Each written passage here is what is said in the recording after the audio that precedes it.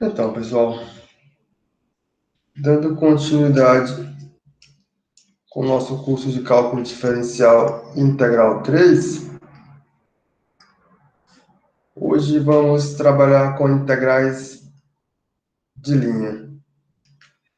Então, lembrando a vocês que estamos fazendo generalizando a noção de cálculo que foi feita em primeiro curso de cálculo, no caso, o curso de cálculo diferencial integral 1, onde vocês tinham uma funçãozinha que saía de I, subconjunto de números reais, chegando em R. Sobre essa função, vocês conseguiram desenvolver, ou melhor, sobre o gráfico dessa função, a teoria de cálculo em cima desse gráfico.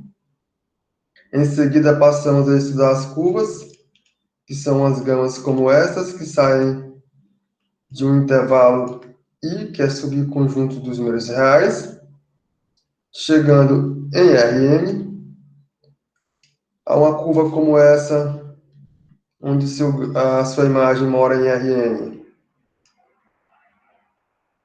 Também foi possível introduzir a noção de integrais ao longo de uma curva como essa, ou melhor, integral de uma curva como essa. Aí, posteriormente, passamos para funções que saem de um subconjunto ômega contido em Rn, chegando em R. A funções como essa, também conseguimos a noção de integral, no caso, vocês estão já aptos a trabalhar com integrais duplas e triplas e submudança de variáveis. E como consequência, integral de ordem de função de n variáveis. E mais. E mais.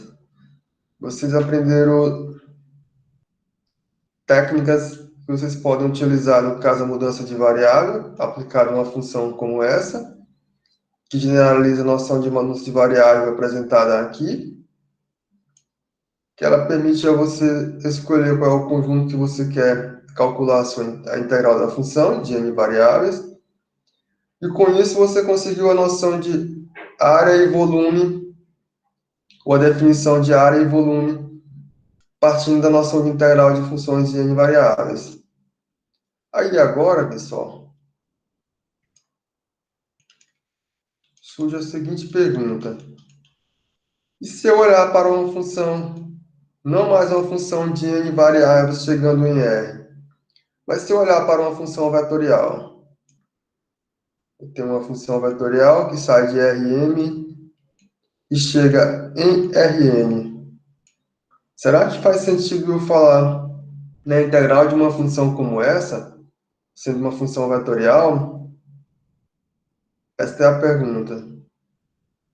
Outra pergunta é, se eu tenho uma curva, tá aqui a minha curvazinha que eu chamo de gama, ela está contida em um subconjunto, nosso subconjunto é esse aqui, subconjunto A, que está contido em R2, por exemplo, eu restringo uma função de duas variáveis, não mais a todo gama, ou melhor, não mais a todo A, mas simplesmente a gama. Será que faz sentido eu falar integral de uma função como essa, chegando em R? Essas perguntas surgem naturalmente, e com a noção de integral de linha, podemos dar uma resposta para integrais, para perguntas como essa, pessoal. A primeira resposta é que, se eu tenho uma função vetorial que sai de Rn em Rn, eu não vou definir integrais, pelo menos para funções no sentido que eu vou fazer agora, não nesse sentido, não necessariamente melhor, não para funções como essas. O que é que eu vou fazer? Eu vou considerar campos vetoriais, eu não vou considerar a função vetorial de Rm em Rn, vou considerar campos vetoriais que saem de Rn e chegam em Rn, e vou partir para cá. Vou olhar para integrais de linha, ou seja, basicamente a noção de integral para essas funções. Entendam assim, É isso que vamos fazer, pessoal. Aí, em seguida, concluiremos com funções restritas a uma curvazinha como essa. Como é que eu faço para calcular essas integrais? Então, é isso que vamos fazer. Então, continuando, temos a seguinte definição. A definição é essa, pessoal. Então, seja f que sai de ômega chegando em Rn, ó, um campo vetorial. Isso vocês já sabem o que é um campo vetorial. Esse campo vetorial ele é contínuo nesse nosso subconjunto aberto, o ômega contínuo em Rn. Tudo isso aqui, pessoal, que eu falo a vocês, não é mais nada estranho, é coisa que vocês já conhecem. Vocês sabem o que é um campo vetorial, vocês sabem quando que um campo ele é contínuo, e vocês sabem quando é que um subconjunto de Rn ele é aberto. Então não é mais algo estranho para vocês. Deixa eu fazer aqui o desenho da coisa. Deixa eu pegar isso aqui. Vamos considerar a...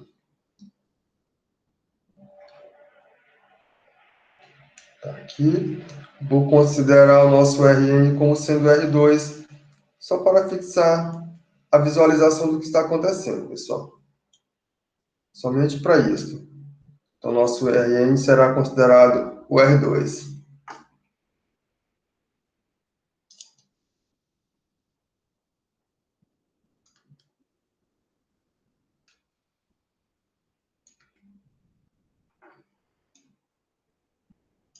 Que é a origem. E aqui também é a origem. Ficou feio essa origem.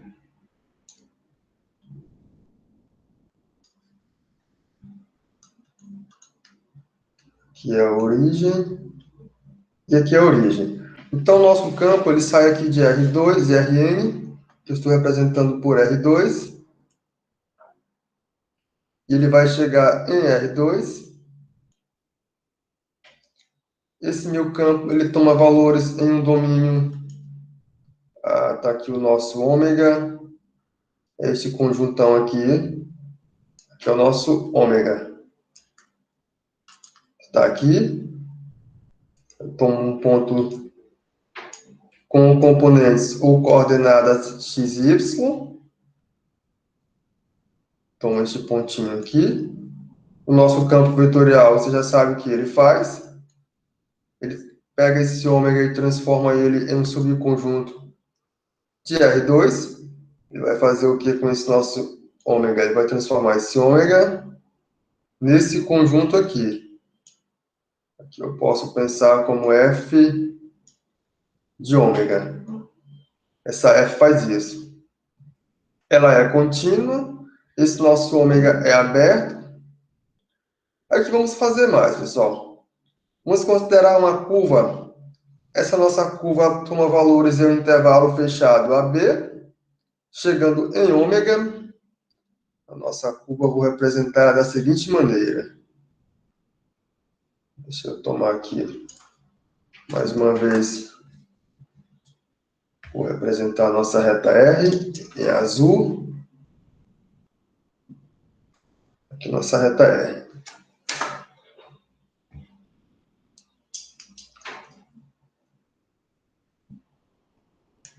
Eu vou tomar valores aqui. Eu tenho um intervalo AB. Esse intervalo AB eu vou representar ele desta maneira aqui. Aqui eu tenho A. Aqui eu tenho B. Vou tomar valores em AB. A minha aplicação agora é uma gama. Ela faz isso aqui.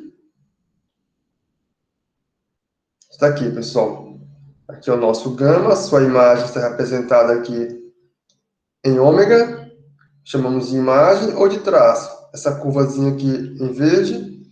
Vocês já estão acostumados a trabalhar com curvas. Isso não é mais algo estranho para vocês. Aí, pessoal, essa curva eu vou fazer uma exigência. Eu quero que essa curva seja de classe C1. O que é a curva ser de classe C1? Eu olho para as suas componentes. Como a curva mora em R2, as suas componentes são simplesmente gama 1 e gama 2, porque ela mora em R2. A primeira componente possui a primeira derivada contínua e a segunda componente também possui a primeira derivada contínua. É isso que eu estou dizendo. Ela é de classe C1. Ah, então agora o que faz sentido, pessoal? Se eu olhar para esse esquema aqui, ou para esse diagrama, o que faz sentido é a seguinte composição. Eu posso compor essa minha curva gama com esse meu campo vetorial F, ou seja, eu posso olhar agora para cá. Está aqui a composição. Tenho F, a composição do campo com a curva. Então, eu saí daqui, desse meu ambiente que estava em R2, e fui buscar aqui em R. É isso que eu estou fazendo. Ou então, eu posso olhar para esse meu campo F, e ao invés de olhar para ele em todo o nosso ômega, eu vou olhar para ele simplesmente aqui, pessoal. Ao invés de olhar ele em todo o ômega, eu olho aqui. Quando eu olhar ele aqui nessa curvazinha gama, o que está acontecendo é que eu estou diante de uma função real. Função real como essa aqui, que vocês sabem muito bem como calcular integral ao longo de uma função como essa. Então, saímos de um campo vetorial que morava em Rn. Aqui eu fiz o esquema em R2 para que vocês possam ver. E passei a trabalhar com uma função que agora sai de R, percebam, e vai chegar onde? Aqui, em R2. Desculpa, pessoal, vocês vão voltar para cá. Não é aqui não, é aqui, certo? É aqui. A composição é essa. Isso você sabe como fazer, certo? Então é aqui. Ela vai chegar aqui. Quando eu faço essa composição, eu não vou fazer essa composição de qualquer forma, não, pessoal. Eu vou obter uma função. Essa minha função f bola gama, ela será uma função específica. Ela será a função produto interno desse meu campo f, composto com a gama. Eu faço isso interno aqui, ó. Eu tenho uma ft dessa maneira aqui. Aí eu olho para essa composição. Quando eu faço isso, eu posso muito bem obter. Deixa eu apagar isso aqui para não dar problema. E aqui eu tenho uma f pequena. Deixa eu mudar aqui a cor também. Colocar verde. Aqui eu tenho uma f pequena. Ela tem variável t, porque ela sai agora desse meu intervalo AB contido em R. Ela vai passar aqui e vai chegar aqui no meu R2, em ômega. Certo? Aí, pessoal, aqui eu chamei de f pequena. Essa minha f pequena eu posso olhar da seguinte maneira. Como é que eu vou olhar para essa minha f pequena? Agora eu mudo aqui a canetinha. Eu vou ver a cara dela. Ela vai ser simplesmente isso aqui.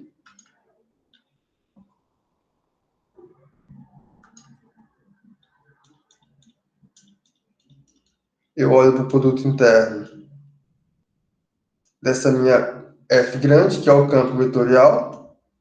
Aqui tem que considerar a composição. É aplicado aqui em gama. Em seguida eu olho para a gama ponto.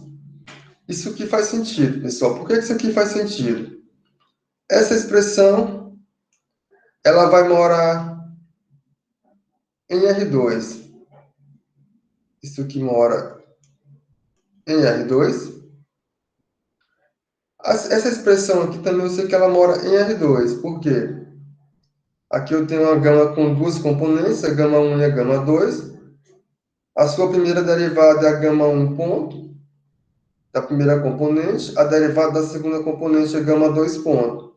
Está aqui. Então, esse mora em R2, esse mora em R2. Quando eu olhar para o produto interno, isso aqui faz sentido. Isso aqui agora faz sentido. Observe. Se eu considerar Rn, não vai mudar muita coisa não, pessoal. Só o ambiente onde essa minha composição vai morar, que é em Rn, e esse meu gama ponto também vai morar em Rn. Só isso, mas isso aqui faz sentido.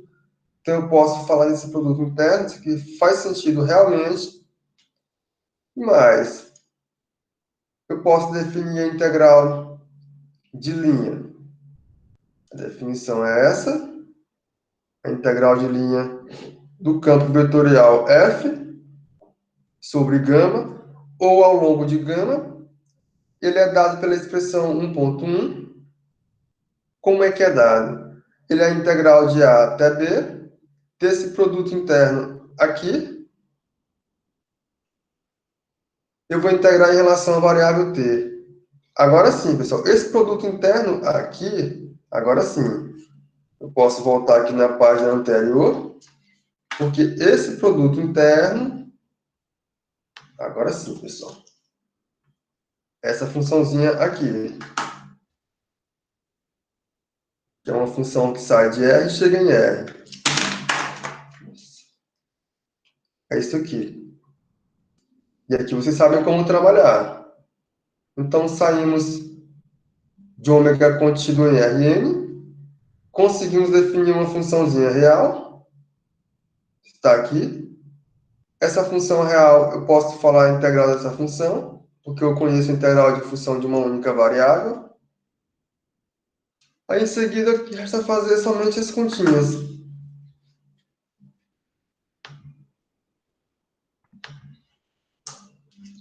Então, calcular a integral de linha do campo vetorial f ao longo da curva gama é simplesmente calcular a integral de A a B do produto interno desse meu campo vetorial composto com gama, é claro. Eu faço ele interno com a derivada da curva gama. Eu integro todo mundo em relação à variável da curva, pessoal, que é a variável t. É isso que eu vou fazer. É essa definição.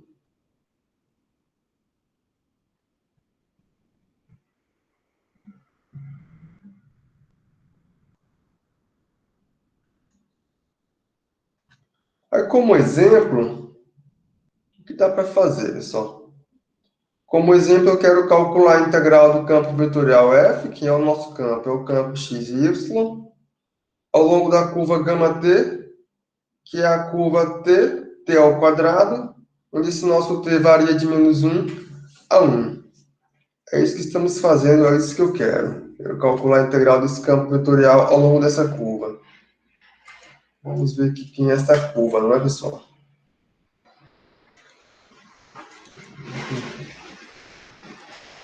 Tá aqui o nosso R2.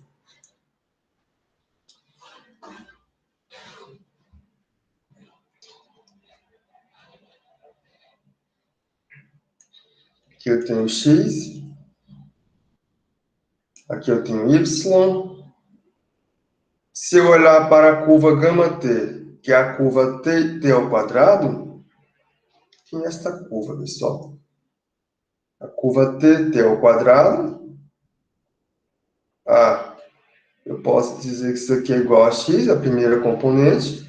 A segunda componente passa a ser igual a x ao quadrado. Então, t ao quadrado é justamente o gráfico da função y igual a x ao quadrado. Percebam, primeira e segunda componente. Então, se eu olhar para y igual a x ao quadrado, onde nosso t varia de -1 a 1, está aqui, eu obtenho isso aqui. Então, eu começo aqui e termino aqui, pessoal. Aqui é a curva gama. Essa é a curva gama t. T ao quadrado. Aí eu quero olhar para o campo vetorial F, que é o campo XY, e quero calcular a integral desse campo vetorial ao longo dessa curva. Campo tá aqui. Então, seja, tá aqui o nosso campo vetorial, que é o f de xy, igual a xy. Esse campo vetorial satisfaz as hipóteses da condição aqui da nossa definição, ele é contínuo. É um campo contínuo, pessoal. A primeira componente é contínua e a segunda componente é contínua. Isso aqui é um campo contínuo em R2. É um campo vetorial contínuo em R2.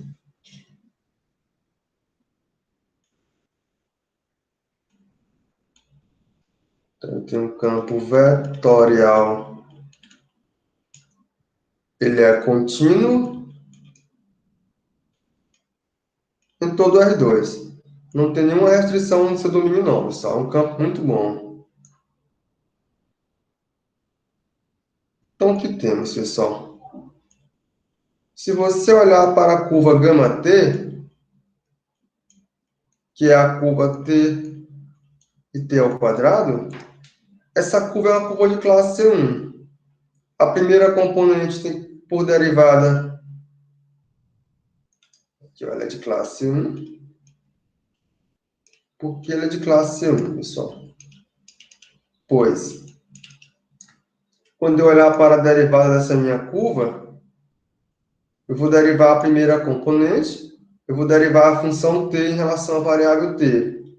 Eu obtenho 1, vou derivar a segunda componente, vou derivar a função t ao quadrado em relação à variável t, eu obtenho 2t.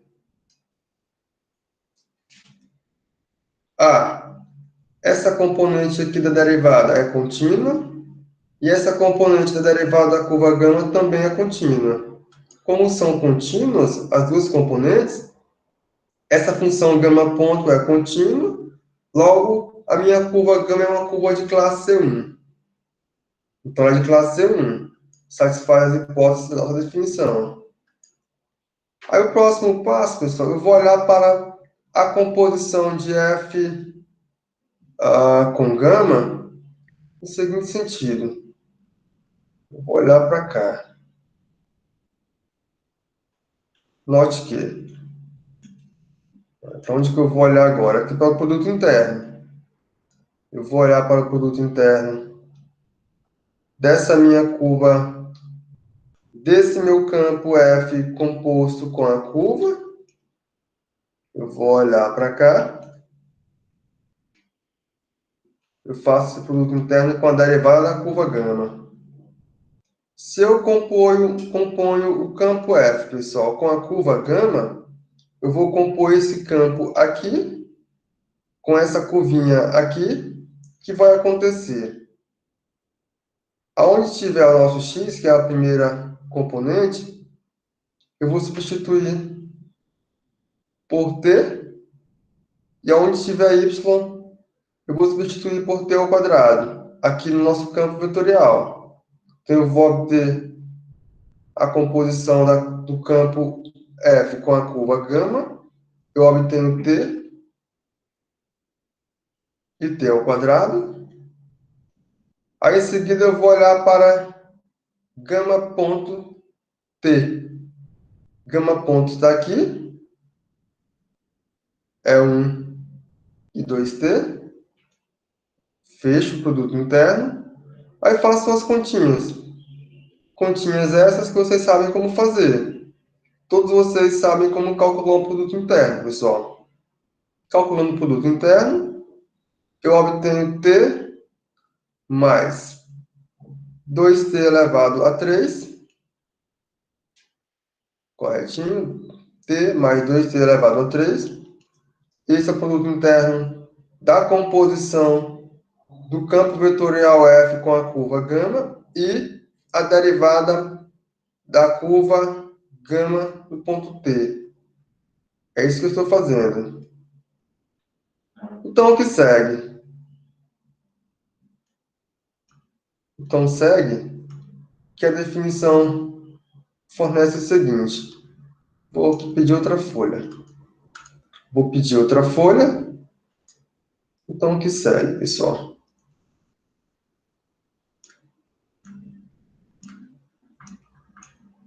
Segue que a integral, deixa eu olhar, está aqui, ó, a variação da minha integral está aqui. Aqui é o meu A e aqui é meu B. Então, a integral de A a B é a integral de menos 1 a 1 da curva do campo vetorial F.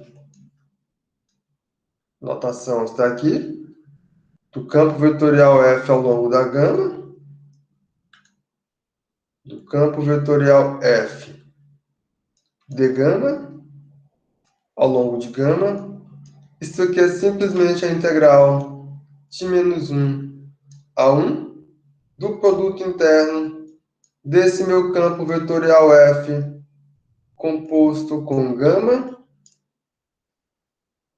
interno com a derivada da curva gama no ponto T, pessoal. Eu integro tudo isso aqui em relação à variável T.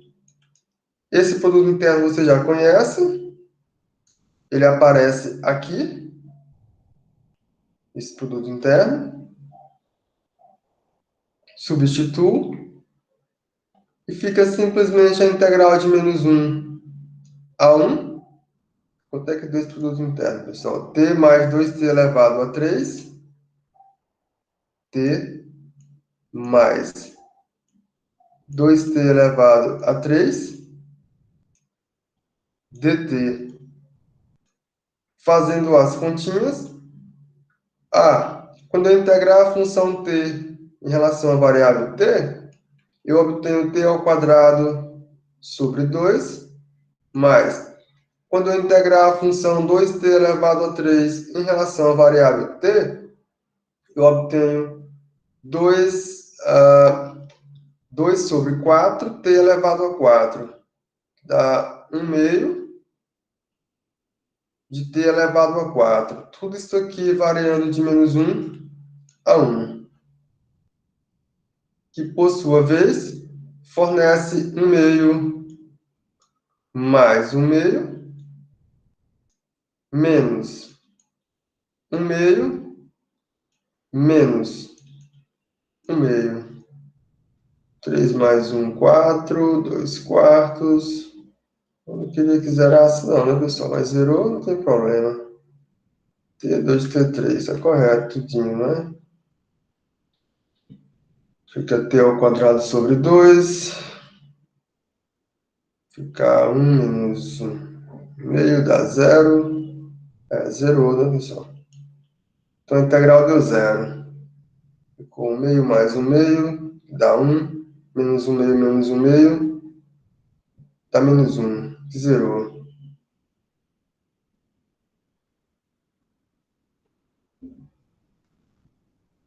Então, a integral desse campo vetorial F, que é o campo xy, ao longo da curva t ao quadrado, no caso, ao longo dessa parábola aqui, é igual a 0, pessoal, essa integral.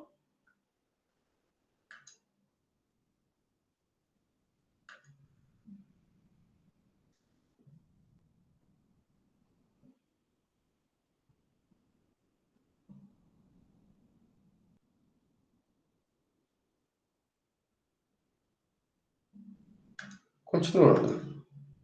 Temos mais um exemplo. O outro exemplo, eu quero calcular a integral do campo vetorial.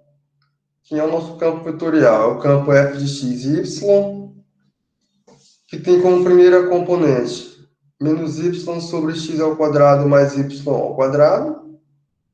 E a segunda componente x sobre x ao quadrado mais y ao quadrado. Eu quero calcular a integral desse meu campo vetorial ao longo da curva γt, que é a curva cosseno T seno de T, pessoal. Onde esse nosso T ele vai variar de 0 a 2π. Vamos ver aqui nessa nossa curva para poder nos situar no que está acontecendo. Cadê a canetinha? Está aqui.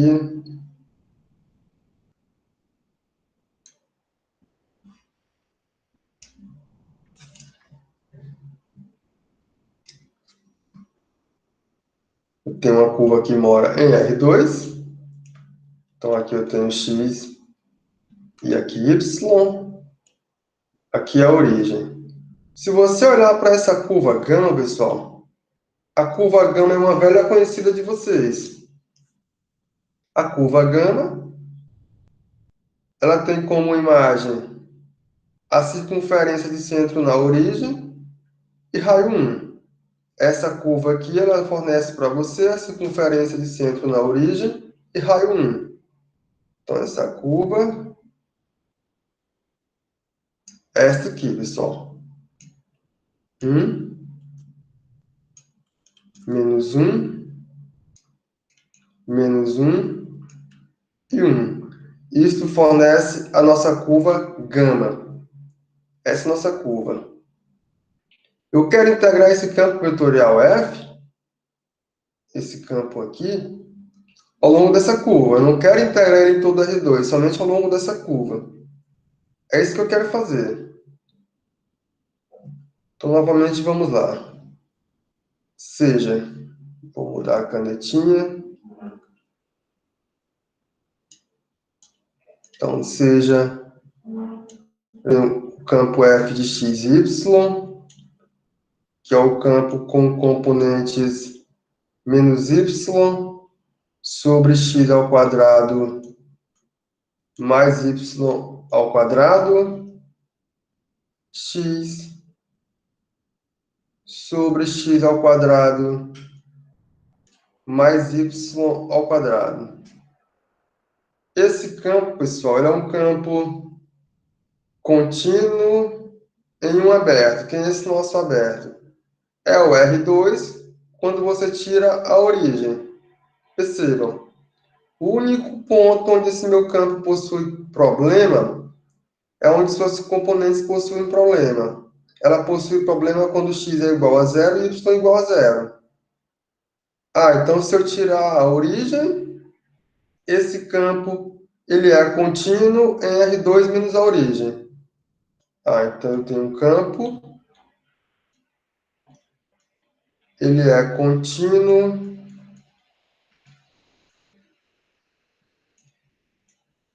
Aí eu vou olhar para R2 menos a origem. Ok. O que temos, pessoal? Temos que a curva gama, a nossa curva gama T, é a curva cosseno de T, seno de T. Essa curva é uma curva de classe 1. Ela é de classe 1. Por que ela é de classe 1, pessoal? Porque quando você olhar para a derivada dessa curva, você tem gama ponto. Vou derivar a primeira componente, eu obtenho menos seno de t. Vou derivar a segunda componente, eu obtenho cosseno de t. Esta primeira componente é contínua e a segunda componente também é contínua. Logo, a nossa curva gama ela é contínua. Logo, a derivada da curva gama ela é contínua. Como consequência, a gama é de classe 1. Percebam. Aí, pessoal, fiquem atentos a mais essa sutileza. Porque o campo ele é contínuo em R2 menos a origem. Então, o ômega que vamos considerar é o R2 menos a origem. Esse é o nosso ômega. A curva gama ela tem que estar contida em ômega. Percebam. O que eu retirei aqui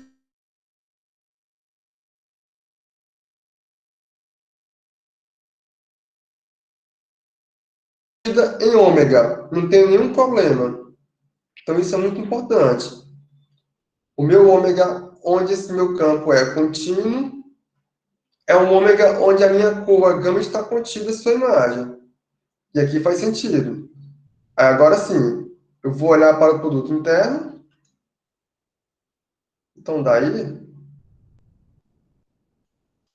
primeiro eu vou olhar para a composição. Quando eu olho para a composição desse meu campo com a curva, pessoal, quando eu componho esse campo com a curva, o que eu vou estar fazendo? Aqui será o nosso x, aqui será o nosso y. Aonde tiver x, eu vou substituir por cosseno de t. Aonde tiver y, eu vou substituir por seno de t. Então, eu venho aqui, faço essa troca e obtenho a seguinte composição. Deixa eu lembrar.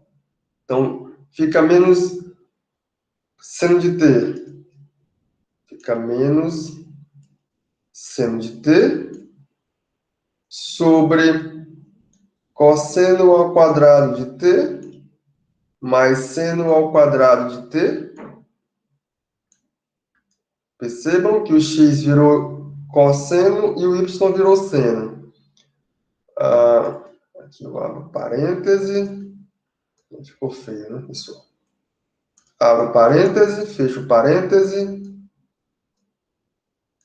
Aí, em seguida, cosseno de t sobre cosseno de t sobre cosseno ao quadrado de t mais seno ao quadrado de t. Ficou isso aqui.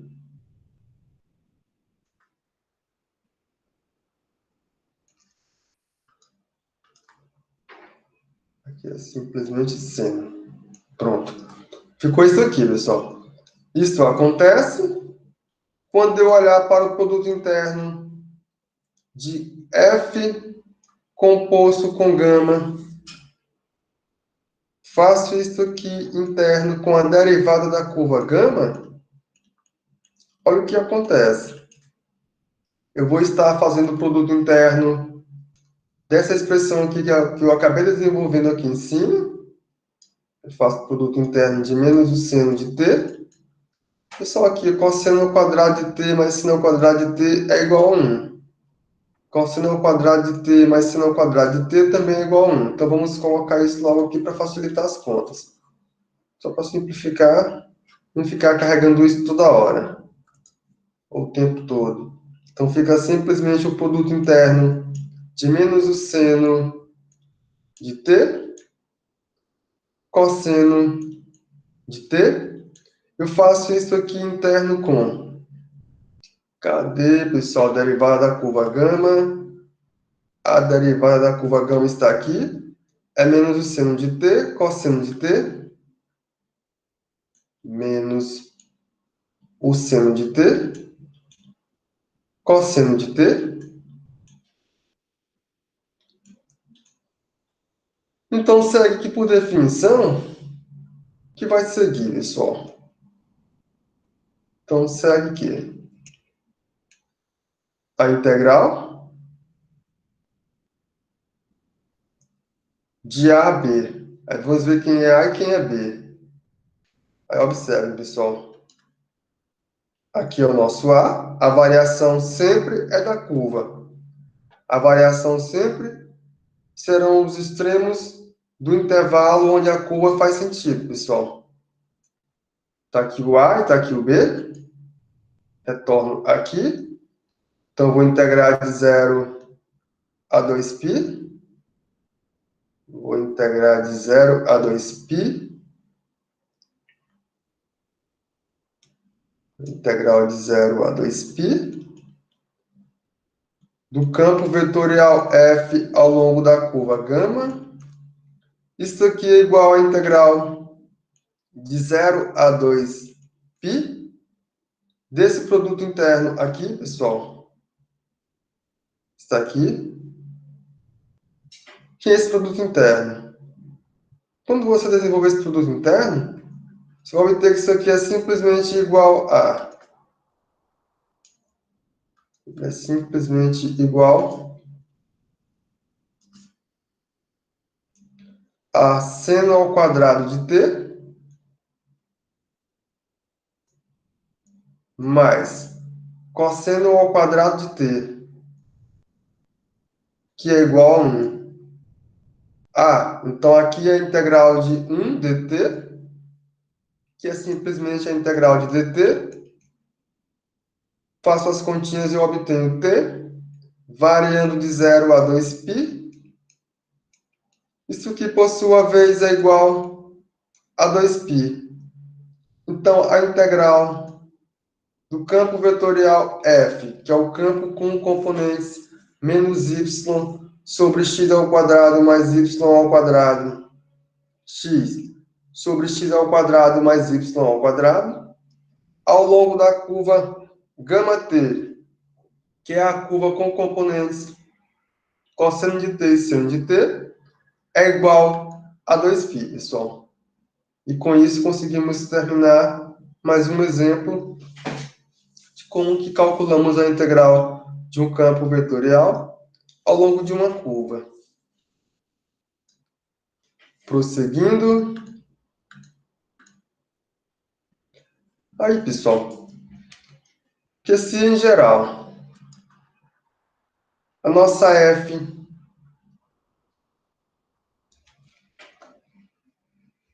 deixa eu tomar aqui esse laser. Pronto. Que em geral, pessoal, se esse nosso campo vetorial f, tá, aqui nosso campo mora em Rn, possui componentes f1, dependendo da variável x1 até xn, até a componente fn, que depende da variável x1 até a variável xn. Esse nosso campo vetorial ele é contínuo em um aberto, aqui é contido em Rn, pessoal.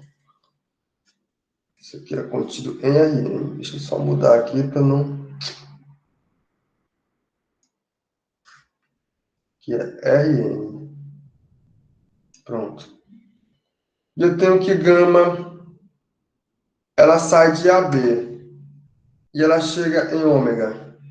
É uma curva de classe 1. Está aqui a nossa curva gama com componentes x1t até xnt. Então, quando eu olhar para a integral desse meu campo vetorial f ao longo da curva gama, isso aqui será simplesmente a integral de a a b. Eu tenho que desenvolver esse produto interno. Deixa eu fazer ele aqui. Percebam. Isso aqui seria assim, pessoal. A integral seria assim, né? Vamos lá. A integral ao longo de gama desse campo vetorial f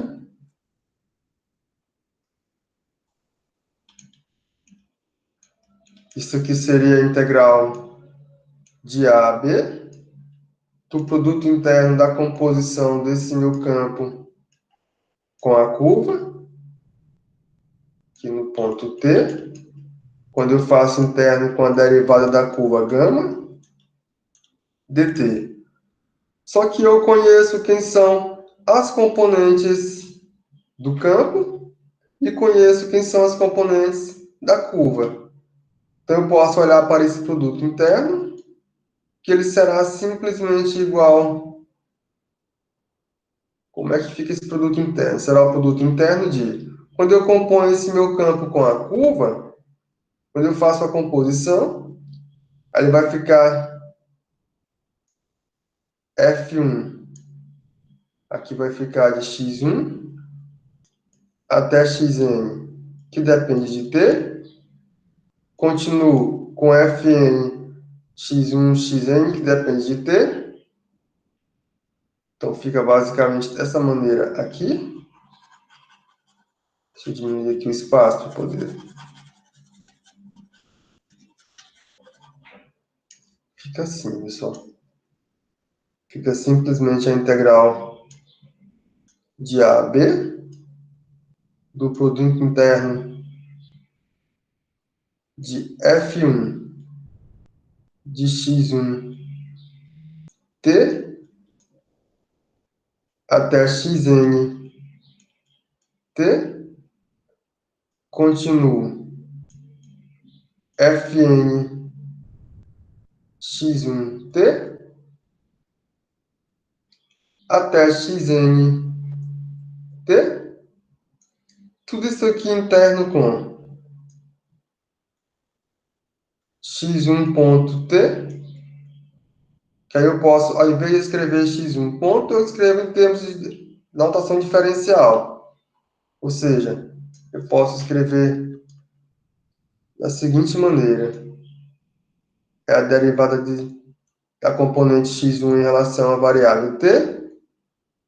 Continuo até a derivada da componente n em relação à variável t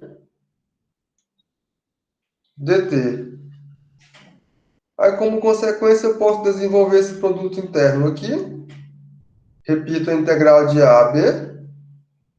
Quando eu faço esse produto interno, perceba o que vai acontecer, pessoal. Isso aqui fica simplesmente a componente f1, x1t, xnt, vezes a derivada da primeira componente da curva gama em relação à variável t, mais a componente Fn do campo F, x1t, que são suas variáveis agora. Tudo isso aqui vezes a derivada da enésima componente da curva gama em relação à variável t. Repito, fechei aqui o colchete e integro em relação à variável t.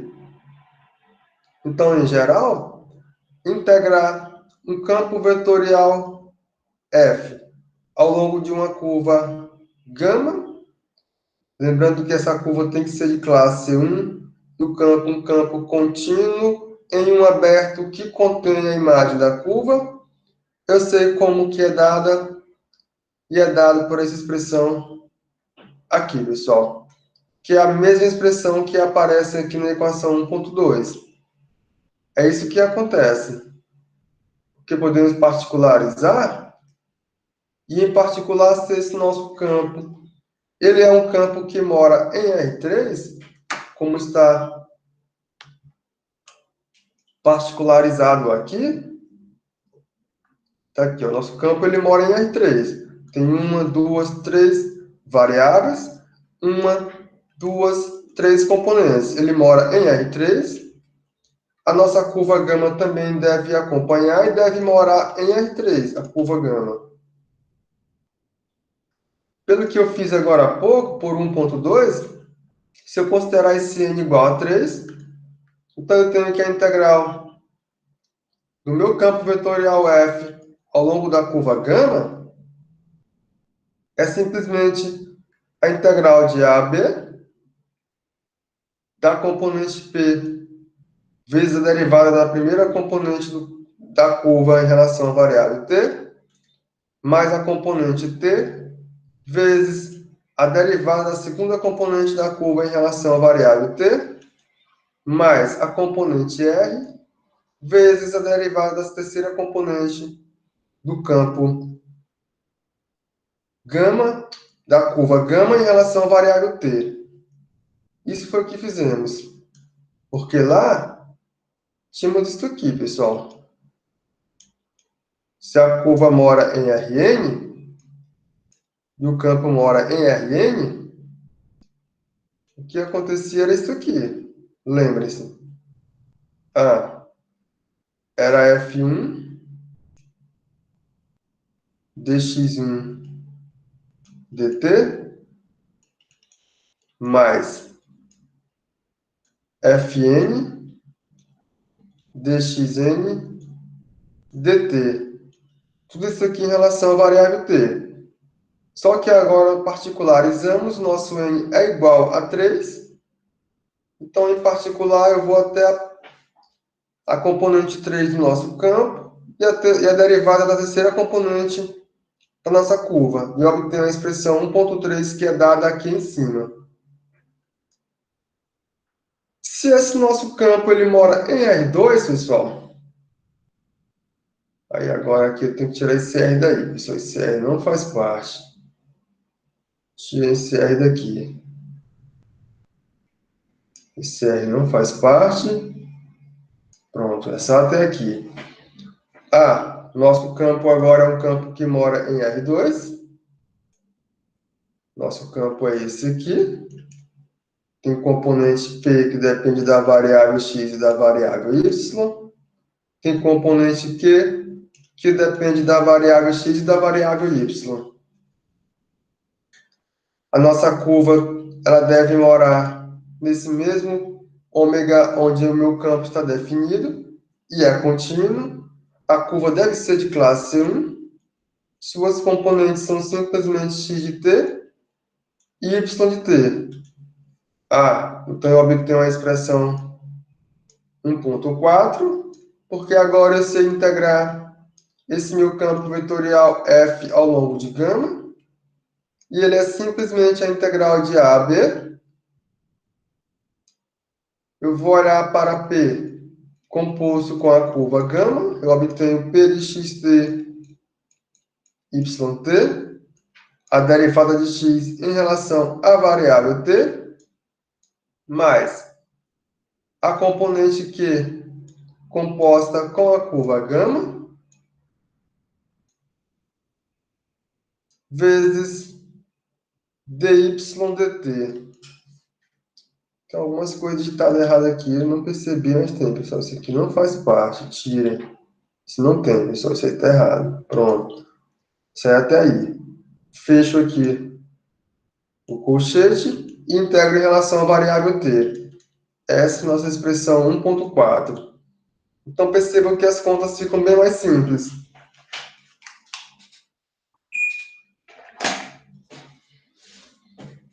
Vamos ver um exemplo. Por exemplo, eu quero calcular a integral do campo vetorial f, que é o nosso campo vetorial. O f ele toma x e y e associa menos y e x ao longo de uma elipse. Quem é elipse? Elipse x ao quadrado sobre 4 mais y ao quadrado sobre 9 igual a 1. Vou considerar o sentido anti-horário. Então, deixa eu ver.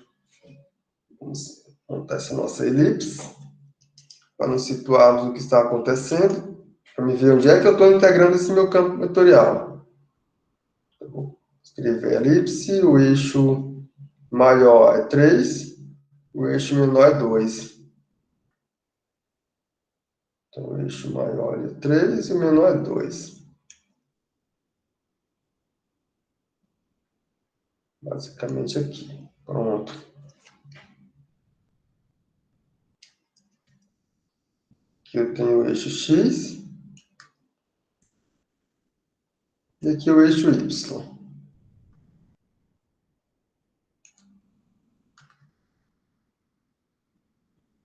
E aqui, por sua vez, a origem.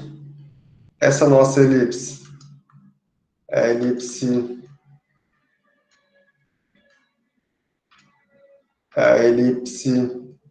x ao quadrado sobre 4 mais y ao quadrado sobre 9 igual a 1. Se o x é igual a 0, eu obtenho que o y é mais ou menos 3. Se o y é igual a 0, eu obtenho que o x é mais ou menos 2. Então, essa é a elipse. É isso aqui, pessoal. Pronto, aqui é a nossa elipse. Aqui é 2. Aqui é menos 2. Por sua vez, aqui é 3. E aqui menos 3. Vou chamar essa elipse de curva gama. Essa é a nossa curva gama. Aí, pessoal, se eu tenho que aqui é uma elipse, o que dá para fazer? O que podemos perceber, pessoal? Eu tenho que gama t. Como é que é dada essa elipse? Eu tenho que escrever alguma coisa, que tem que ser x de t E aqui tem que ser y de t. Isso tem que acontecer. Quando eu olhar para a equação da elipse, eu posso dizer que x é igual a 2 cosseno de t. E posso dizer que y é igual a 3 seno de t. Então eu encontrei quem é o x de t e encontrei quem é o y de t. 4 ao quadrado sobre 4. Então, 4 cosseno de t ao quadrado sobre 4. Fica só cosseno ao quadrado de t. Mais 9 seno ao quadrado de t sobre 9. Fica simplesmente seno ao quadrado de t é igual a 1. Então, a nossa curva gama t, ela é simplesmente a curva 2 cosseno de t, 3 seno de t. Só que eu peço que essa minha curva se desloque no sentido anti-horário. Ou seja, eu vou sair daqui e vou percorrer a curva todinha nesse sentido aqui, pessoal. Então, o sentido da curva é esse. Aqui é o sentido da curva. É o anti-horário. Esse nosso t, ele vai variar de 0 até 2π. Então, eu consegui descrever quem é a curva gama. Então, temos que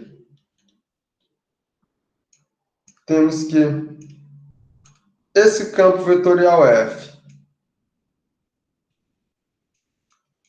o campo que possui componentes menos y e x, ele é contínuo em todo o R2, pessoal. Ele é contínuo em todo o R2. E a curva gama é de classe C1. A nossa gama T, ela é C1 porque ela é de classe C1, pessoal. Tem que olhar para a sua derivada. Derivei a curva gama. Eu obtenho menos 2 seno de t, 3 cosseno de t. Esta componente é contínua, esta componente é contínua. Logo, a derivada da curva gama é contínua. Portanto, a curva gama é de classe C1. Agora eu vou olhar para o produto interno. Melhor, vou olhar para a composição do campo com a curva e depois para o produto interno. Daí, pessoal, quando eu faço a composição do campo com a curva, o que acontece? A composição do campo com a curva, ele vai me dar o quê? O campo é o campo menos yx. Eu vou compor ele com a curva 2 cosseno t, 3 seno t. Aonde tiver x, eu vou substituir por 2 cosseno t. Aonde tiver y, eu vou substituir por 3 seno t. Isso aqui em f. Eu vou olhar para f e substituir essas expressões aqui. Então, eu vou obter, na primeira componente, menos 3 seno t. Menos 3 seno de t. Na segunda componente, eu vou obter 2 cosseno de t, pessoal. 2 cosseno de t, isso mesmo. Essa é a composição do campo F com a curva gama. Aí agora eu posso olhar para o produto interno dessa composição com a derivada da curva gama no ponto T. Conhecemos a composição, está aqui em cima. Isso aqui é igual a menos 3 seno de t, 2 cosseno de t. Conheço a derivada da curva gama. Ela aparece justamente aqui, a derivada da curva gama, que é menos 2 seno de t, menos 2 seno de t. 3 cosseno de t. Conferindo, 3 cosseno de t. Aí eu olho para cá e calculo o produto interno. Quando eu calcular o produto interno, eu obtenho 6 seno ao quadrado de t mais 6 cosseno ao quadrado de t por relação fundamental. Eu obtenho que isso aqui é igual simplesmente a 6. Então, assim, pessoal, agora é possível calcular a integral ao longo da curva gama, o campo vetorial f. Por definição, isso aqui é simplesmente eu calcular a variação, será sempre a variação onde a curva está definida, no caso de 0 a 2π, a integral de 0 a 2π, do produto interno que é igual a 6 dt. Isso aqui é igual a 6t, variando de 0 a 2π, que é igual a 12π, pessoal. Então, a integral do campo vetorial menos yx ao longo da elipse x ao quadrado sobre 4 mais y ao quadrado sobre 9 igual a 1 é simplesmente igual a 12π. Esse é o valor da nossa integral desse campo ao longo dessa curva. Aí perceba, pessoal, que até esse ponto aqui não tínhamos nos preocupado em relação à orientação da curva, não. Se a curva está no sentido horário ou anti-horário, para a gente pouco importava até esse momento.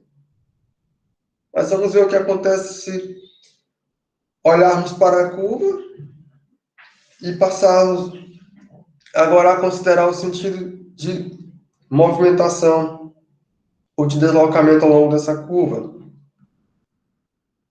Vamos ver o sentido, o que ele influencia, pessoal.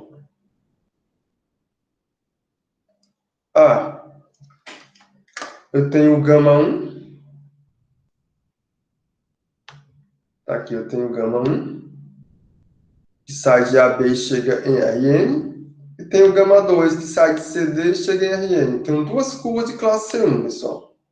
Tenho duas curvas de classe C1, ambas morando em Rn. Vou considerar o R2 somente para fixar aqui as notações. Então, aqui eu tenho o nosso R2.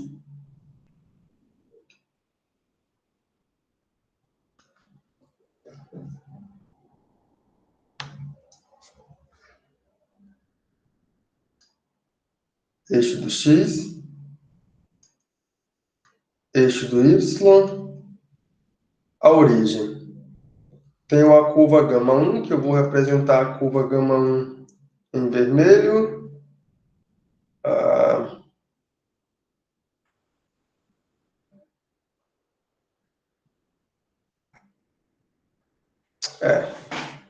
Mas só um instante, pessoal. Vou apresentar em vermelho a curva γ1. Pronto, vou fazer aqui. É a curva γ1. Pronto. Aí tem a curva γ2. Eu não vou representar a γ2 agora, não. Deixei ela aí. Mas eu vou considerar o quê? Eu vou considerar o intervalo onde essa minha curva está tomando valores. Vou mudar só a canetinha.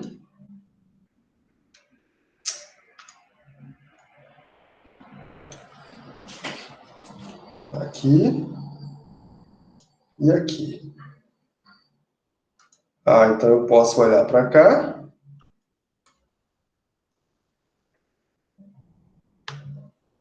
Posso fazer o seguinte, pessoal. Aqui eu tenho A, P. Aqui eu tenho C, D. Vou mudar aqui a canetinha. Porque a minha curva γ1, ela sai de AB, chega em R2. E eu tenho uma curva gama 2 que sai aqui de CD. Aqui é a curva gama 2 e também vai chegar em R2. Promoção de classe 1. Aí o que eu vou supor, pessoal? Eu vou supor que existe uma função g. Essa minha função é de classe 1. Ela sai de CD e chega em R. Tem uma funçãozinha que sai daqui. Eu vou levar ela aqui em R. Tá o quê? A imagem de G vai estar contida justamente aqui em AB, pessoal. Ela vai trazer valores aqui, a funçãozinha G. Aí eu acrescento mais uma hipótese. Além de ser de classe 1, essa minha G, a sua primeira derivada é positiva, e a imagem dela já está contida aqui em AB. Tá o quê? Eu posso obter a curva gama 2 simplesmente olhando para a composição dessa minha função G com a curva gama 1. Então, a curva gama 2 que chega em R2, ela não vai por aqui. Ela vem por aqui. Ela vem por essa composição, pessoal. Então, minha curva gama 2 está aqui. Ela será a composição de gama 1 com essa funçãozinha G. Quando eu faço isso, percebam que aonde a minha curva gama 1 vai, a gama 2 também vai estar presente. Então, agora eu vou contornar essa minha curva gama 2. Ela vai estar também aqui, sobre essa curva gama 1. Aqui tem uma gama 2 e tem uma gama 1. Qual é a diferença? A diferença é que essa minha gama 2, eu posso dizer que ela foi obtida de gama 1 através de uma mudança de parâmetro. Aí, no caso, quem seria a mudança de parâmetro? Seria a função g. Essa é a mudança de parâmetro que preserva a orientação. Ou seja, se a minha gama 1 se desloca nesse sentido aqui, e eu obtive a gama 2 através de uma mudança de parâmetro que preserva a orientação, então a curva gama 2 também vai se deslocar nesse sentido aqui, pessoal. Aqui ela conservou o parâmetro ou a orientação do parâmetro. Então, essa minha curva, ela preserva a orientação. No sentido que vai a curva gama 1, vai a curva gama 2. É isso que estamos fazendo.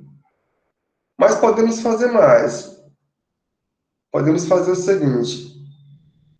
Caso agora essa nossa função g tenha derivada negativa, deixa eu escrever aqui. Agora nossa g, ela vai possuir derivada negativa.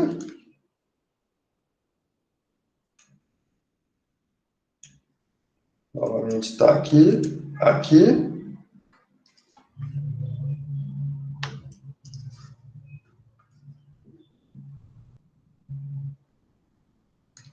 Tenho aqui x, y, origem.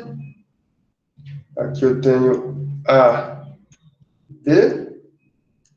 Aqui eu tenho c, d. Aqui eu tenho uma função g, que agora eu vou supor que a sua derivada é negativa. Aí vamos lá, pessoal.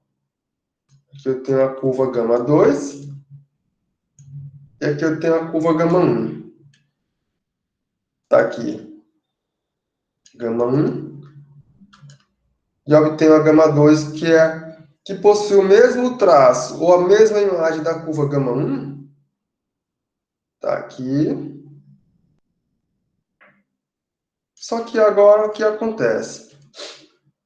A gama 1, ela tem esse sentido aqui, pessoal. Essa é a sua orientação. Já a gama 2, ela tem essa orientação aqui. Ou seja, eu obtive a curva gama 2, ela foi obtida a partir de gama 1, só que agora a mudança de parâmetro que eu fiz, ela reverteu a orientação. É isso que está acontecendo.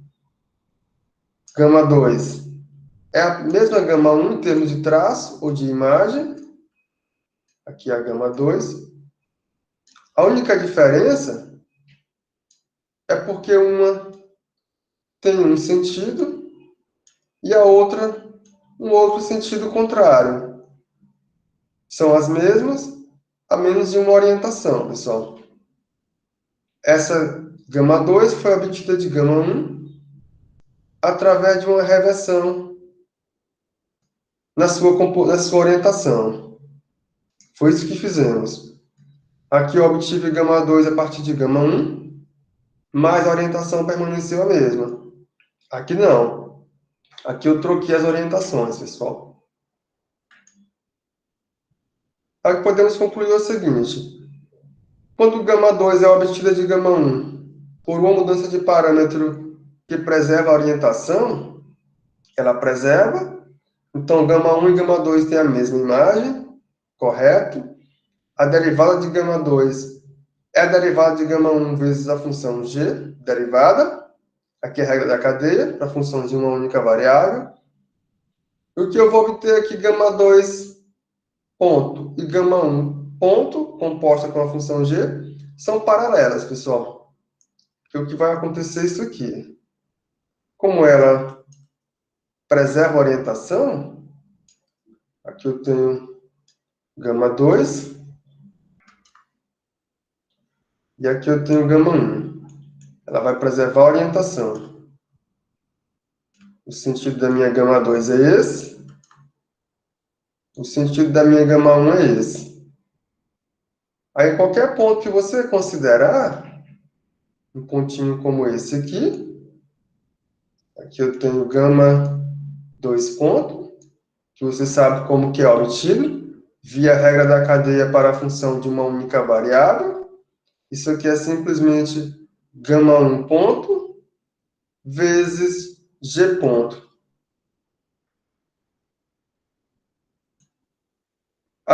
Então esse meu gama 2 ponto, ele é um múltiplo de gama 1 ponto. Perceba, pessoal.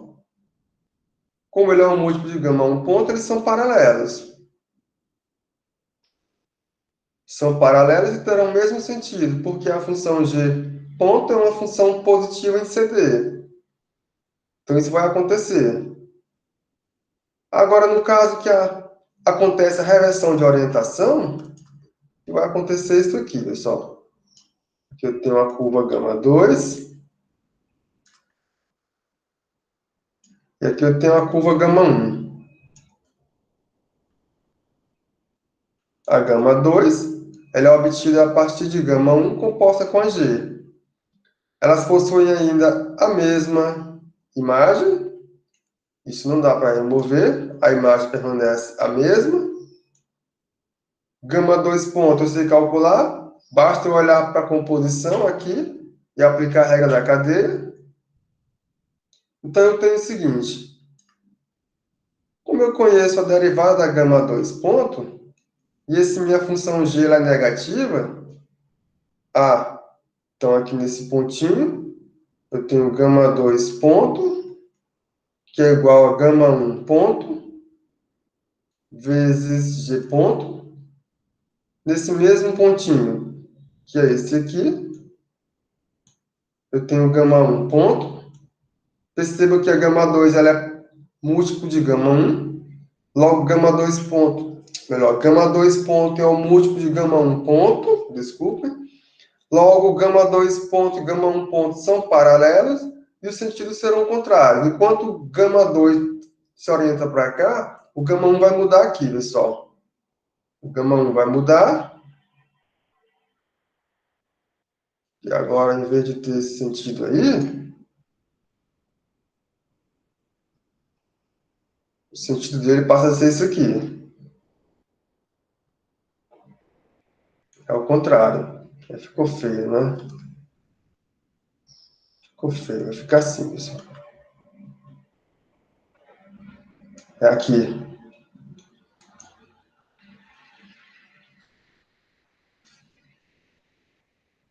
Então, quando reverte a orientação, É, aqui está o contrário do sentido também, pessoal. Tem que mudar aqui o sentido porque está ao contrário.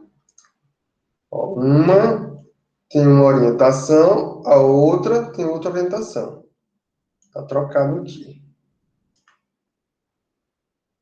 É esse e é esse, certo? Então, quando elas revertem a orientação, isso acontece. Aí o teorema 1.4 ele garante o quê? Se o meu campo vetorial ele é contínuo no aberto, o ômega contido em Rn.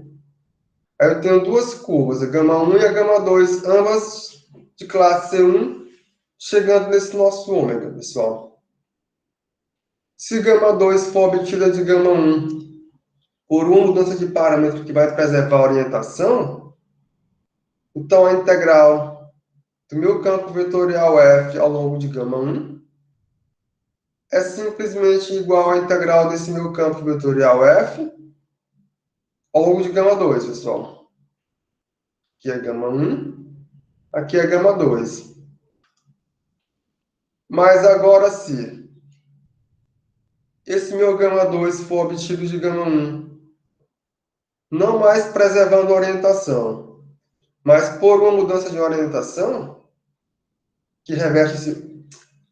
Não mais por uma orientação que preserva, pessoal. Não mais por uma mudança de parâmetro que preserva a orientação, mas por uma mudança de parâmetro que reverte a orientação.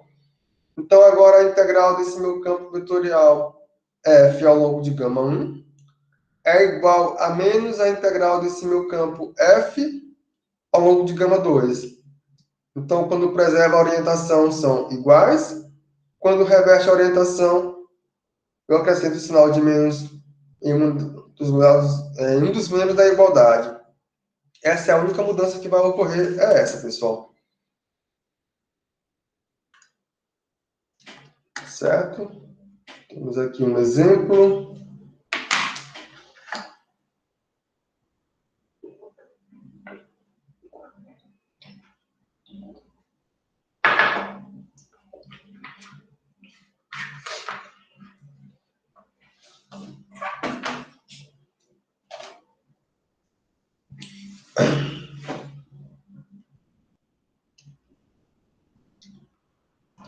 Esse exemplo eu tenho a curva gama 1t, que é a curva t e t ao quadrado, onde o t varia de 0 a 1.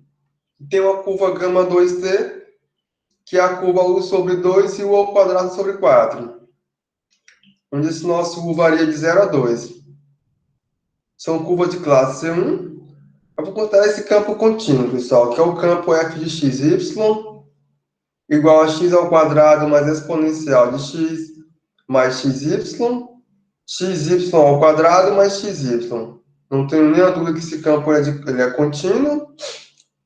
Tanto gama 1 como gama 2 são de classe 1.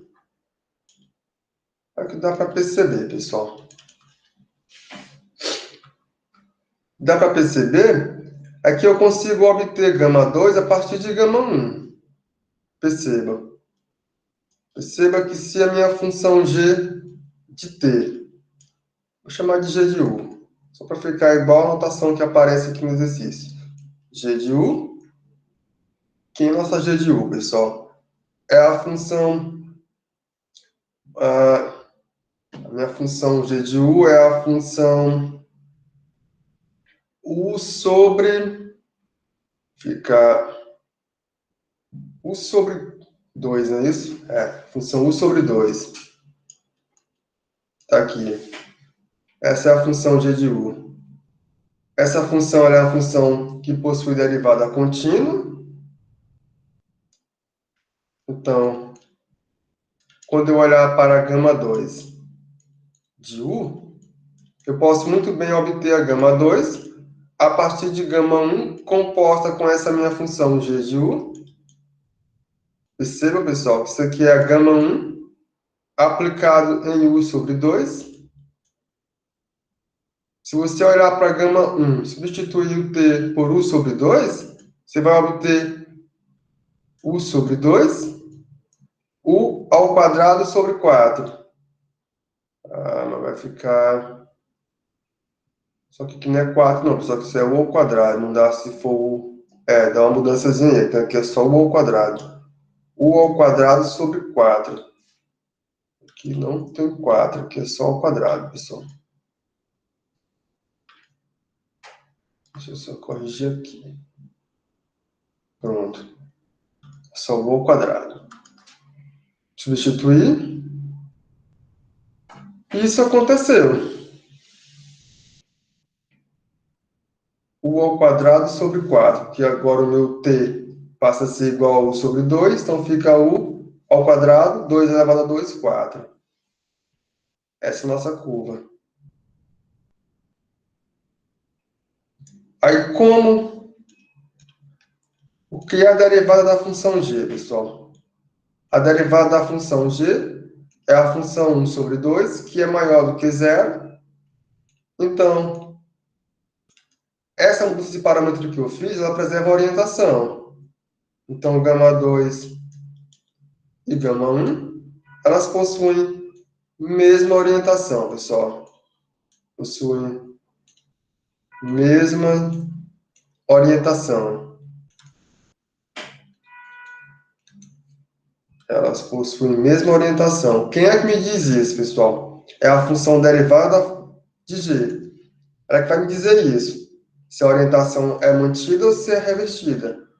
Como é 1,5 maior do que zero, ela é preservada, ela não reverte. Aí daí eu posso calcular.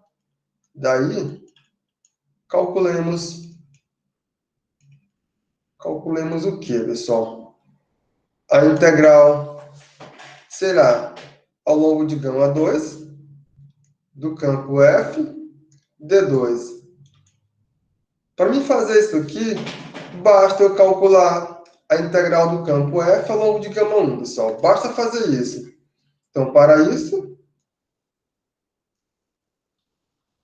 que temos que fazer? Basta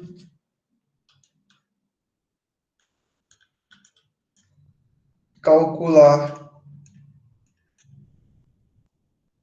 a integral ao longo de gama 1 do campo vetorial f de gama 1.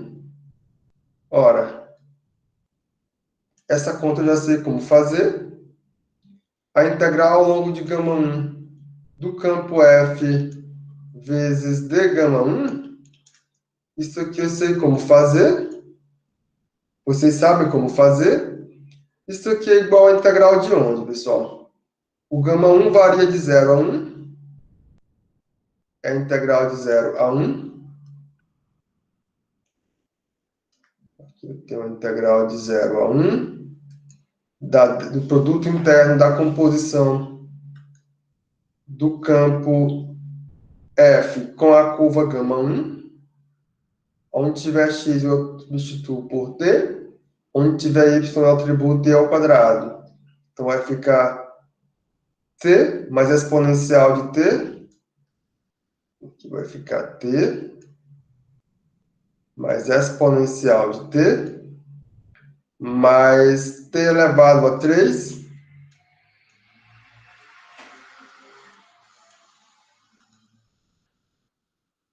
t vezes t elevado a 4, fica t elevado a 5,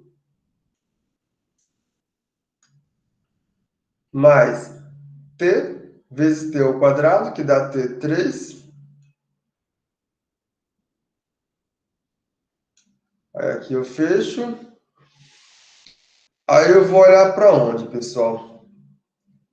Eu vou olhar para a gama 1, derivado, que está aqui. Quando eu derivar a primeira componente, eu obtenho 1, e a segunda componente eu obtenho 2t. 1 e 2t. Tudo isso aqui em relação à variável t. Isso aqui ainda é igual à integral de 0 a 1. Aqui vai ficar... Dá para melhorar? Não dá, né, pessoal? Não dá? Vou fazer as continhas. Então, vai ficar t mais exponencial de t mais t elevado a 3 mais 2t 6 mais 2t4. Ficou feio, né, pessoal? dt.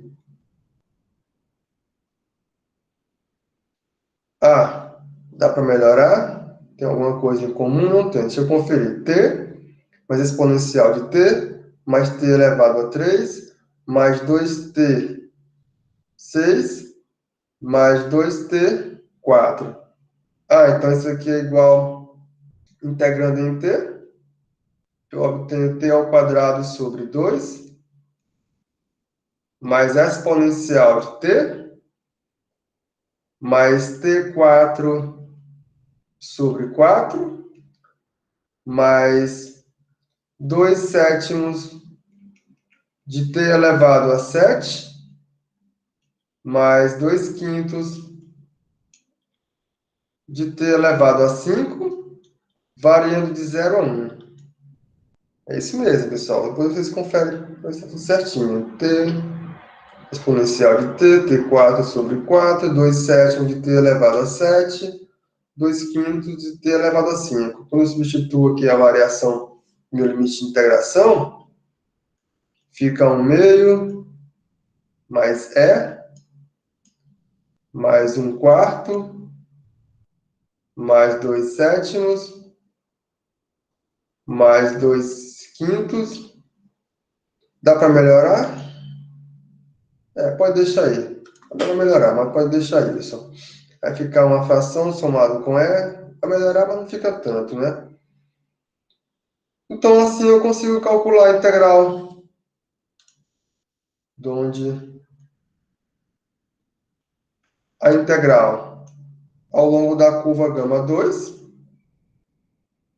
do campo vetorial f de gama 2 será igual a essa mesma expressão.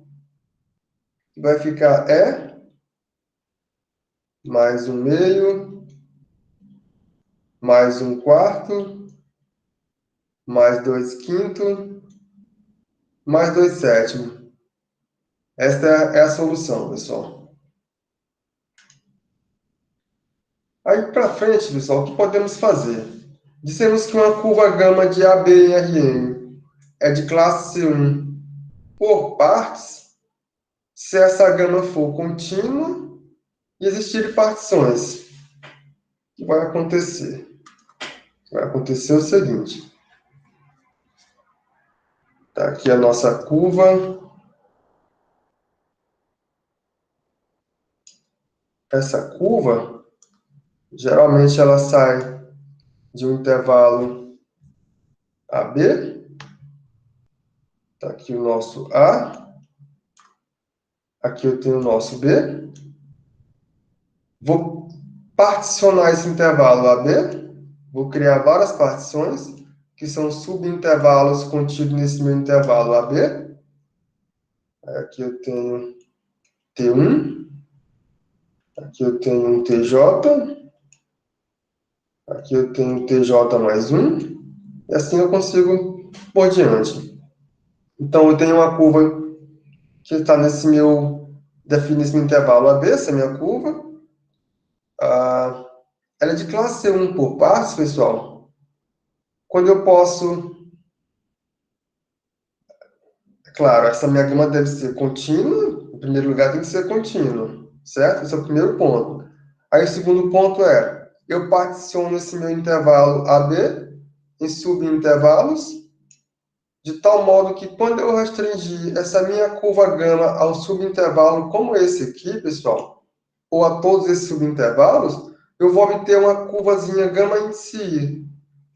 Aqui eu tenho uma curvazinha gama em si, que chega no mesmo local onde chega a minha curva gama. Agora, aqui, ela é de classe C1, pessoal. Ou seja, a minha curva gama ela não é de classe C1 todo, mas ela é de classe C1 em cada um desses subintervalos aqui, pessoal. Nos subintervalos, ela tem que ser de classe C1, mas no todo, não. Certo? É isso que eu estou dizendo. Então, essa minha curva gama coincide com essa minha gama aí. Ou seja, Quando eu restringir gama a esses subintervalos, eu tenho uma curva de classe C1 aqui, nesses intervalinhos. Os pontos de problema são onde, pessoal? São aqui. Deixa eu mudar aqui a corzinha. Aqui, ó. Os pontos de problema são esses. Esses são os pontos de problema. Ela não é de classe C1 no todo, mas de classe C1 nas partezinhas dos meus subintervalos do meu intervalo maior, que é o AB. Ou seja, a nossa curva será de classe 1 se a curva é dada da seguinte maneira, pessoal. É uma curva assim, por exemplo.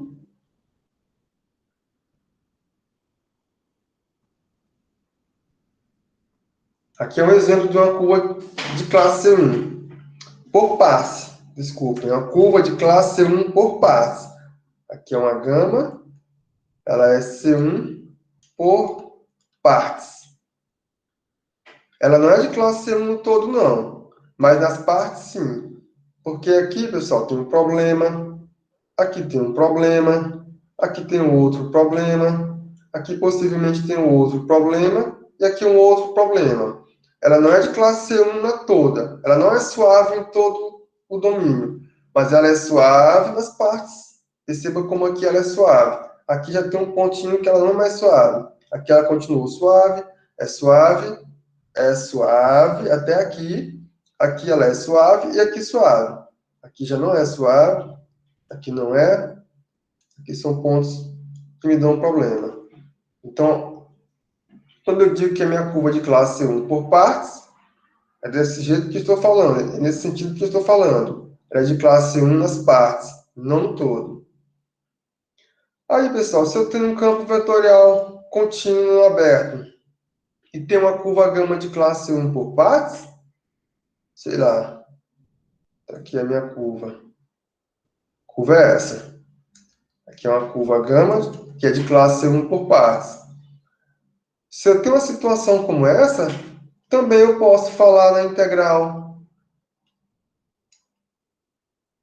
desse meu campo vetorial f ao longo dessa curva. Faz sentido, pessoal? Faz sentido porque isso aqui é igual a eu calcular. Porque o que acontece? Como essa é a minha curva de classe 1 por partes, aqui essa minha partezinha aqui, eu tenho uma curvazinha gama 1. Aqui eu tenho uma curva gama 2 e aqui eu tenho uma curva gama 3, por exemplo. Ou seja, em cada uma das partes, a integral da função, a integral do campo vetorial f faz sentido, pessoal, porque ele é de classe C1 nas partes. Então, lá faz sentido. Como faz sentido, eu posso sair fazendo as contas por separado. Faço a conta em gama 1, isso eu sei fazer, porque em gama 1 ela é suave, ela é de classe 1. Aí eu saio somando. Depois eu faço a curva na parte gama 2, porque na parte gama 2 ela também é de classe 1. Saio somando, até chegar na integral ao longo da curva gama n. Porque ao longo de gama n, também a minha curva é suave. Então, integrar esse campo vetorial f ao longo dessa curva, que não é uma curva de classe 1, mas de classe 1 por partes, sabemos como fazer, e a expressão é dada da seguinte maneira. Eu vou quebrar em uma soma de integrais de quê? Desse meu campo vetorial f nas partes que são de classe 1. É isso que eu vou fazer, pessoal. Por exemplo, eu quero calcular a integral do campo vetorial x dx mais xy dy.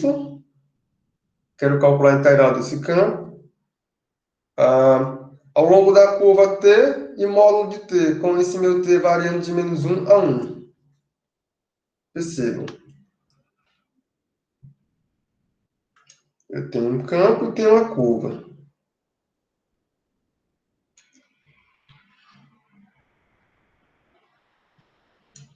Está aqui.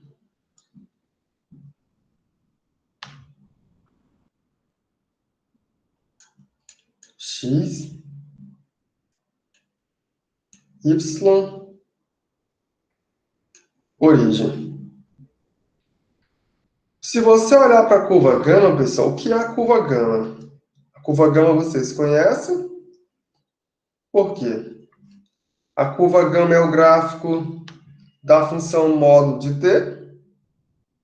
Então, a curva gama, esta curva aqui, esta é a curva gama, onde esse nosso t varia de menos 1 a 1. Aqui eu tenho menos 1. Aqui eu tenho 1. Essa é a curva gama. É uma curva que não é de classe C1, mas é de classe C1 por partes. Porque aqui na origem ela não é de classe C1, pessoal. O campo vetorial ele é contínuo sem nenhuma dificuldade. Ah, então agora o que dá para fazer? Então o que dá para fazer? Temos que a curva gama T, ela é de classe C1 por partes. Ela é de classe C1 por partes. E o campo vetorial F, quem é o campo vetorial F, pessoal? O campo F de x e y, que é o campo x, x de y, ele é contínuo.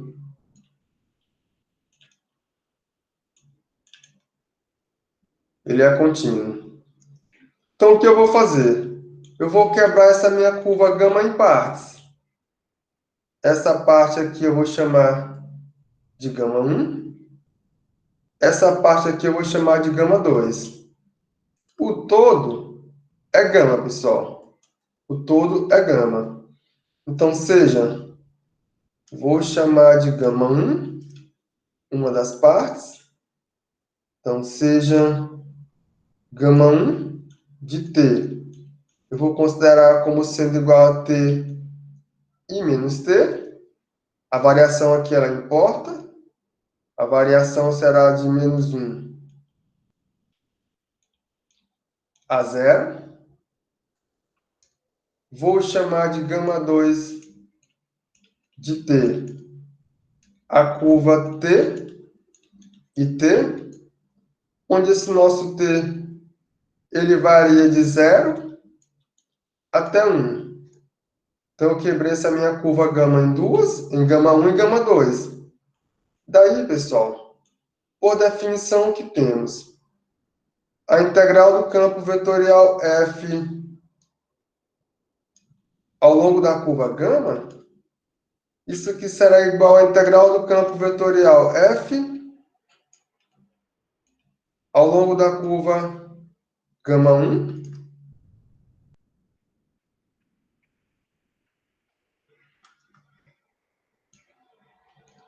mais a integral do campo vetorial f ao longo da curva gama 2, que por sua vez é simplesmente igual. Quando eu integrar o campo vetorial f ao longo da curva gama 1, eu vou estar calculando a integral de menos 1 a 0 de quem, pessoal? Que é maior ou igual de menos 1 a 0 do produto interno dessa minha f composta com gama 1 vezes a derivada da curva gama 1. Essa expressão vocês conhecem, vai ficar o quê? Então, vai ficar simplesmente o produto interno de... vai ficar o quê? Vai ficar t e menos t ao quadrado. T menos t ao quadrado. Derivando a curva gama 1, eu obtenho 1.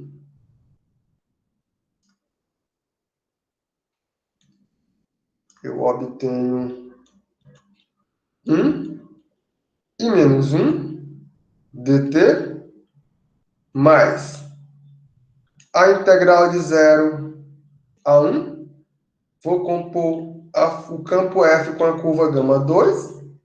Eu obtenho simplesmente t e t ao quadrado.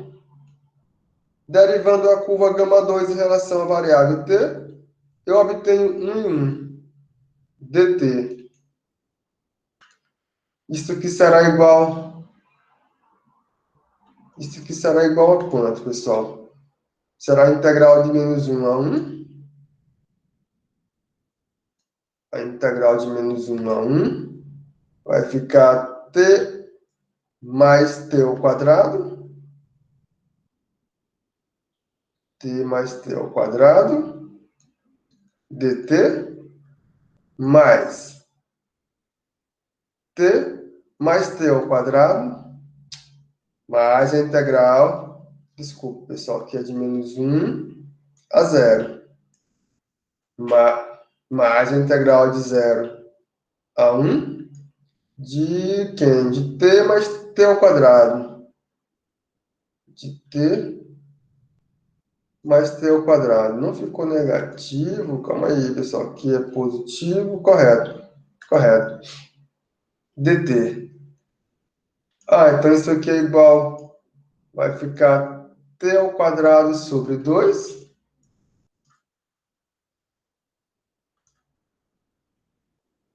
Vai ficar t ao quadrado sobre 2.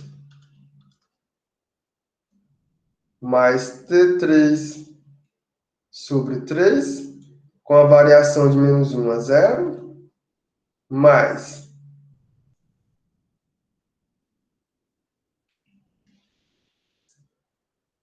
t ao quadrado sobre 2, mais t3 sobre 3, com a variação de 0 a 1.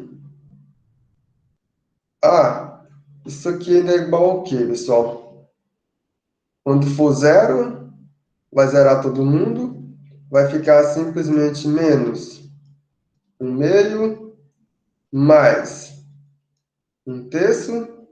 Essa outra expressão aqui vai ficar mais 1 meio, mais 1 terço, menos 0. Esse com esse se subtrai. Então, eu obtenho que isso aqui é simplesmente igual a 2 terços. Então, a integral desse meu campo vetorial f, ao longo dessa minha curva de classe C1 por partes, fizemos as continhas e conseguimos obter que tudo isso é igual a 2 terços, pessoal.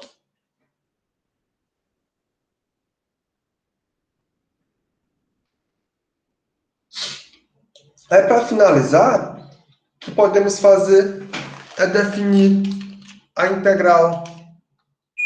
Agora, pessoal, eu tenho uma função a valores reais. Tome bastante cuidado. Aqui é uma função a valores reais, contínuas. Ela é contínua. Não é mais a função vetorial, não, pessoal. Aqui é uma função a valores reais. Tome bastante cuidado. Não é mais uma função vetorial. O que está acontecendo agora é isso aqui.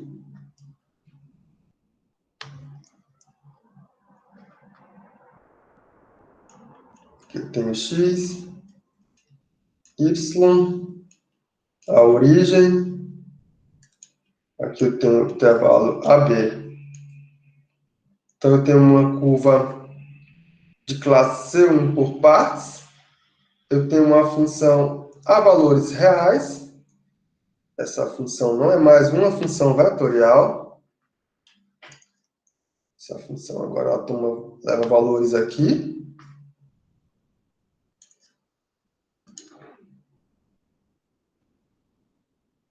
Está aqui a nossa curva gama.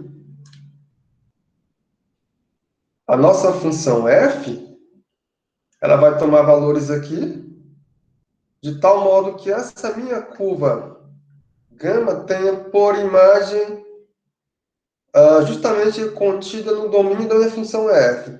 Isso tem que acontecer. A minha função f ela chega aqui em R.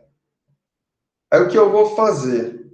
Eu vou definir a integral dessa minha função f, ou seja, a integral de linha de f sobre gama com relação ao comprimento de arco. Certo, pessoal?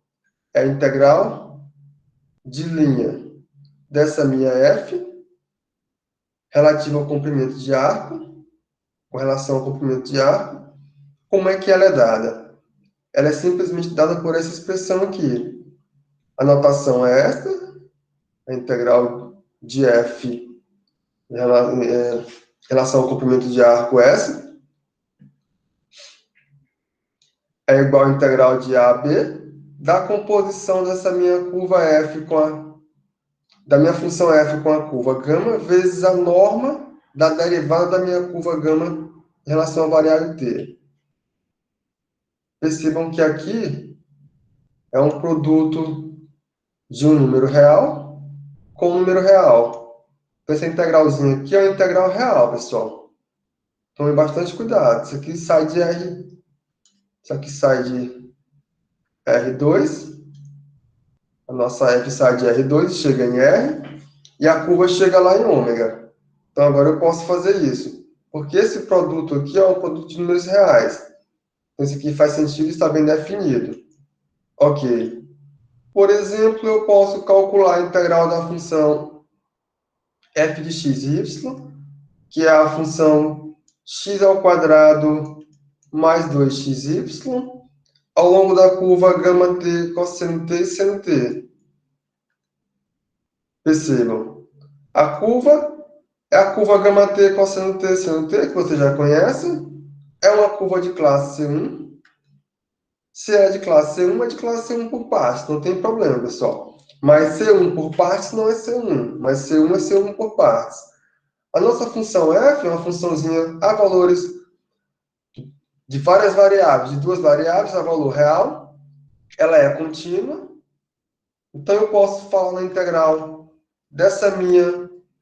integral de origem dessa minha f sobre gama com relação ao comprimento de arco. Eu sei como que é dado. A notação é esta. Aqui ao longo de gama.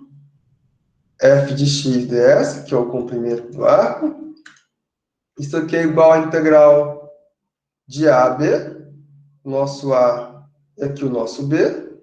De 0 a 2π. Eu vou olhar para f composta com a curva gama.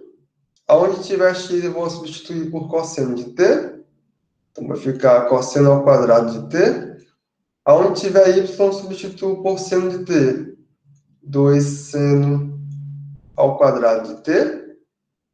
Tudo isso aqui vezes a norma da minha curva gama derivada. Então, a norma da curva gama derivada, isso aqui é a norma de menos o seno de t, cosseno de t. Integro tudo isso aqui em relação à variável t, dt. Então isso aqui é igual à integral de 0 a 2π. Como é que vai ficar isso aqui, né, pessoal? Quando eu olhar para cosseno ao quadrado de t mais 2 seno ao quadrado de t, é a mesma coisa que cosseno ao quadrado de t mais cosseno ao quadrado de t mais seno ao quadrado de t, que eu aplico relação fundamental e fica 1 mais seno ao quadrado de t, vezes a norma da derivada da curva gama. Isso aqui vai dar igual a 1, que fica seno ao quadrado mais cosseno ao quadrado, que é igual a 1. Vou integrar isso aqui em relação à variável t. Isso aqui vocês conseguem fazer, pessoal.